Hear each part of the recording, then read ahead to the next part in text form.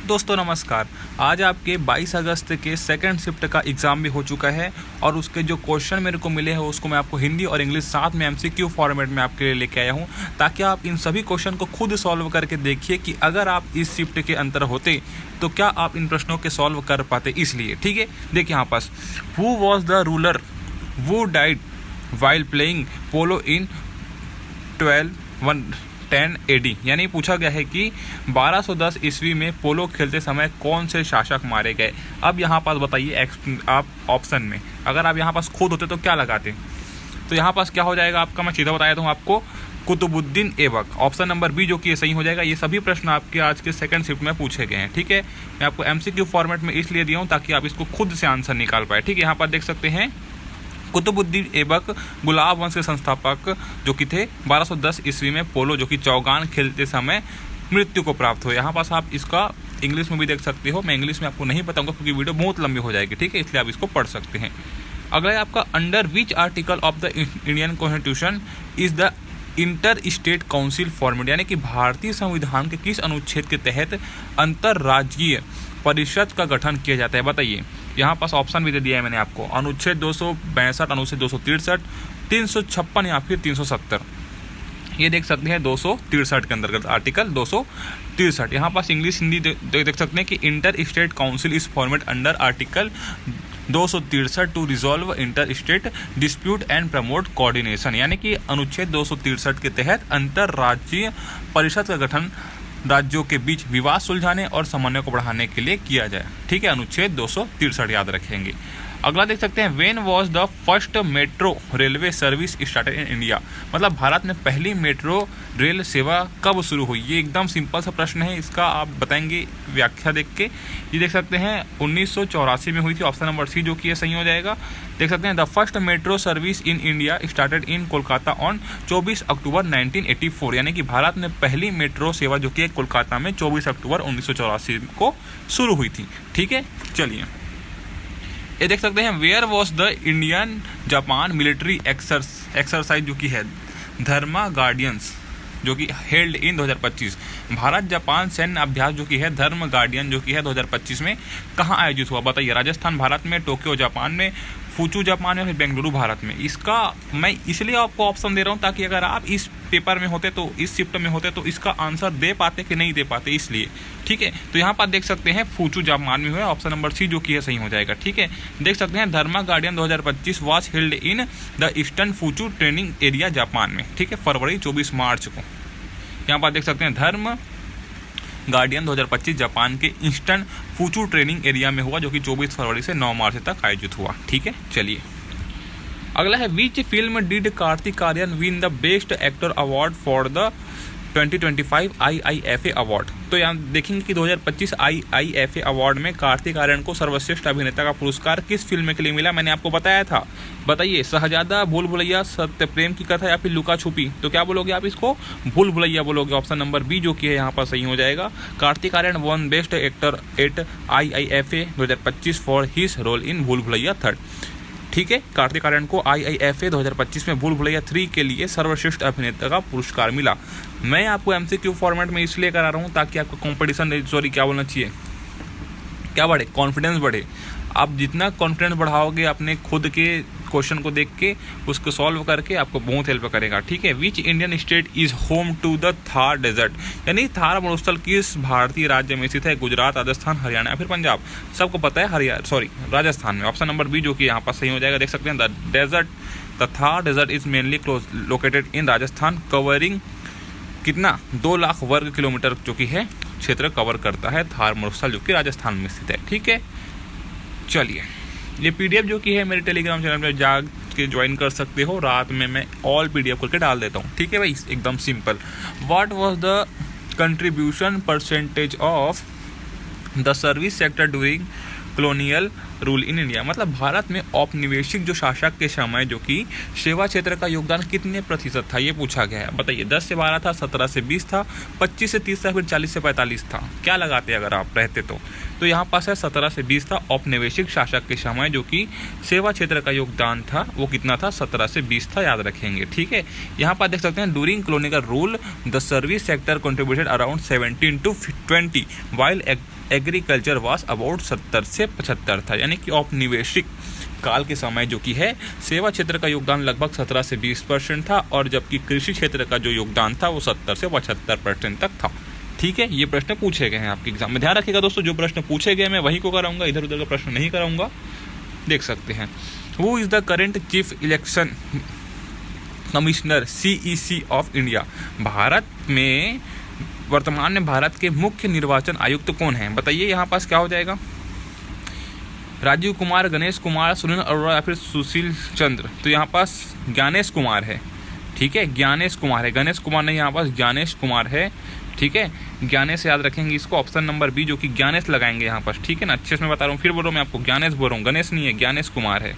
ठीक है, चलिए अगला आपका, under which article of the Indian constitution is the right to freedom of speech and explanation guarantee. यानी भारत संविधान जो कि भारतीय संविधान के किस अनुच्छेद के तहत आपको अभिव्यक्ति की स्वतंत्रता का अधिकार सुनिश्चित किया गया, ये पूछा गया है। तो देखिए, जब भी आपको अभिव्यक्ति की स्वतंत्रता की बात करेगा, उसके अधिकार की बात करेगा, तो क्या लगाओगे आप, अनुच्छेद 14, अनुच्छेद 19A का, अनुच्छेद 21 या फिर अनुच्छेद 32। तो यहाँ पर लगाओगे आप अनुच्छेद 19 का A और A। ठीक है, यहाँ पर देख सकते हैं ऑप्शन नंबर जो कि B है वो सही हो जाएगा। देख सकते हैं article 19(1)A grant freedom of speech and expression subject to reasonable restriction. यानी कि अनुच्छेद 19A जो कि है आपका, अनुच्छेद 19A का जो कि है नागरिकों को अभिव्यक्ति की स्वतंत्रता प्रदान करता है, ये आप देख सकते हैं। ठीक है, यहाँ पास कुछ यथोचित प्रतिबंधों के साथ, यानी कुछ प्रतिबंध भी हैं, लेकिन जो आपका जो क्या बोलना चाहिए, अभिव्यक्ति की जो स्वतंत्रता है वो आपका कहाँ है, अनुच्छेद 19A के क में है। ठीक है, चलो ये देख सकते हैं which archaeological evidence are related to Indus village civilisation. यानी कि पूछा गया है कि सिंधु घाटी सभ्यता से कौन कौन से पुरातात्विक प्रमाण संबंधित है, अभी प्राप्त हुए हैं। बताइए भाई क्या हो जाएगा, इसको बताइए आप। सुव्यवस्थित नगर, जल निकासी प्रणाली, मुद्राएं एवं लिपि या फिर मिट्टी के बर्तन व आभूषण। तो जब भी आपको सिंधु घाटी सभ्यता से पूछेगा दोस्तों और पुरातात्विक प्रमाण की बात करेगा, तो यहाँ पर आप देख सकते हैं ये सभी पाए गए हैं, सुव्यवस्थित नगर, जल निकासी प्रणाली, मुद्राएं और लिपि और मिट्टी के बर्तन व आभूषण।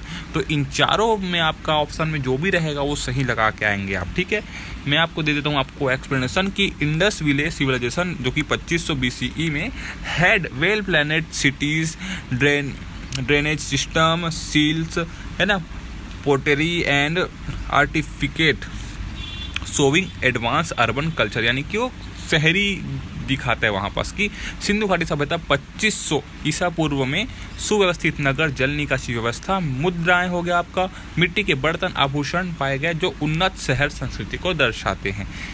भारत की प्रथम पंचवर्षीय योजना 1951 से 1956 का मुख्य फोकस किस क्षेत्र पर था, ये पूछा गया है आज की शिफ्ट में। ठीक है, यहाँ पर देख सकते हैं द फर्स्ट 5-year प्लान 1951 से 1956 of Indian mainly focus on which sector, क्या कौन सा सेक्टर में था बताइए।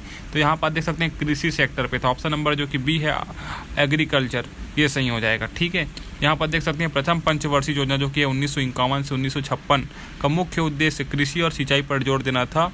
यह हैरोल्ड डोमर मॉडल पर आधारित है, याद में रखेंगे। ठीक है, द फर्स्ट 5-year प्लान 1951 से 1956 तक चला, mainly focus on agriculture and irrigation. It was based on the Harold Domar model. ठीक है, अगला प्रश्न, ये सभी प्रश्न पूछे गए आपके एग्जाम में, याद रखेंगे। ठीक है, या एक्स्ट्रा फैक्ट में याद रखेंगे। Which sector was given priority in the second 5-year plan, जो कि हुआ था द्वितीय पंचवर्षीय योजना 1956 से 1961 में, किस क्षेत्र को प्राथमिकता दी गई बताएंगे। यहाँ पास देख सकते हैं भारी उद्योग, हैवी इंडस्ट्री को यहाँ पास दी गई प्राथमिकता। ठीक है, यहाँ पास आप देख सकते हैं ये जो दूसरी पंचवर्षीय योजना है इसको हम महालनोबिस मॉडल के आधार पर भी जानते हैं। ठीक है, पहले को हम क्या बोलते हैं, हैरोल्ड डोमर बोलते हैं, और दूसरे को महालनोबिस बोलते हैं, याद में रखेंगे। ठीक है, ये सभी प्रश्न पूछे गए आपके एग्जाम में, याद रखेंगे। What is the main reason for wheat cultivation in north west India, यानी कि उत्तर पश्चिम भारत में गेहूं की खेती का मुख्य कारण क्या है, ये पूछा गया है। ठीक है, तो यहाँ पर देख सकते हैं क्या हो जाएगा, उपजाऊ मिट्टी हो जाएगी, अत्यधिक वर्षा हो जाएगी, तटीय क्षेत्र हो जाएगा, वन क्षेत्र। ये पूछा गया है ना, मैं आपको एमसीक्यू फॉर्मेट में इसलिए करा रहा हूँ ताकि आपको एग्जाम वाला फीलिंग है, और अगर आप इस शिफ्ट में बैठे होते तो क्या आप इस क्वेश्चन को सॉल्व कर पाते, ये चीज़ मैं देखना चाह रहा हूँ। ठीक है, तो देखिए उत्तर पश्चिम में भारत में गेहूं की खेती का मुख्य कारण है आपका उपजाऊ मिट्टी व अनुकूल जलवायु, जो कि ऑप्शन नंबर ए में है, वही सही हो जाएगा। ठीक है, fertile soil and suitable climate, जो कि यहाँ पर देख सकते हैं उत्तर पश्चिम भारत की उपजाऊ मिट्टी, सिंचाई की उपलब्धता और ठंडी जलवायु जो कि गेहूं उत्पादन के लिए उपयुक्त होती है। ठीक है, यहाँ पर देख सकते हैं। अगला प्रश्न है article 37 of the constitution of India state, क्या बोलते हैं भारतीय संविधान का अनुच्छेद 37 जो कि है क्या कहता है, बताइए।